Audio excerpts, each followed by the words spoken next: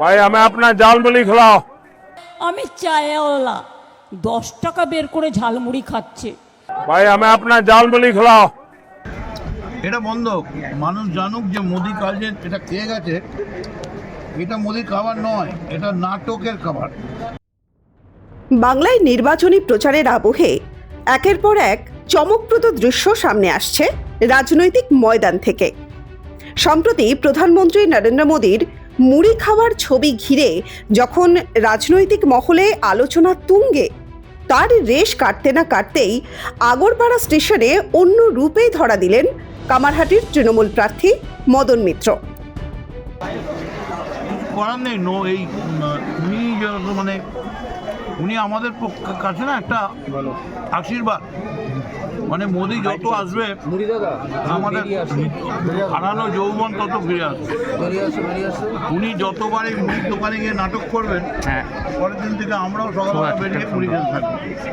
আচ্ছা, এই যে মুড়ি খেতে খেতে উনি বললেন যে প্রতিশ্রুতিগুলো, 2 কোটি টাকা 15 লাখ, 2 কোটি টাকা 15 লাখ ক্যাশ, 3000 করে ব্যাংকে, আজ পর্যন্ত একটা সত্যি কিছু হয়েছে। উনি আবার এই মুড়ি খেতে খেতে আবার মিথ্যে প্রতিশ্রুতি দিচ্ছেন, কিন্তু তৃণমূল যা বলে মিথ্যে প্রতিশ্রুতি দেয় না। আগরপাড়া স্টেশন চত্বরে দেখা যায় কালো সানগ্লাস ও সাদা পোশাকে কর্মী সমর্থকদের সঙ্গে নিয়ে হাজির হন মদন মিত্র। আর সেখানেই এক ঝালমুড়ি বিক্রেতার ঝুড়ির সামনে দাঁড়িয়ে নিজে হাতে মুড়ি মাখতে শুরু করেন তিনি। আর শুধু তাই নয়, কর্মীদের সঙ্গে বসে সেই ঝালমুড়ি খেতেও দেখা যায় তাঁকে। মারিচ রাক্ষস যেমন একটা বেশে এসেছিল, সাধুর বেশে রামের কাছে, সেরকম নরেন্দ্র মোদী নানা চরিত্রে স্টেজ রিহার্সাল দিয়ে ওর আর্টিস্টকে দিয়ে, ড্রেসারকে দিয়ে নানা সাজে আসছে। পাশাপাশি প্রধানমন্ত্রীকে কটাক্ষ করে একাধিক মন্তব্য করতে শোনা যায় মদন মিত্রের গলায়। মানুষ জানুক যে মোদি কালকে এটা খেয়ে গেছে। এটা মোদি খাবার নয়, এটা নাটকের খাবার। একটুখানি খেয়ে মুখ দিয়ে দু করে ফেলে দিচ্ছে, কিন্তু আমরা এই মুড়িটা খুব দিয়ে খাই, মানে মন দিয়ে খাই।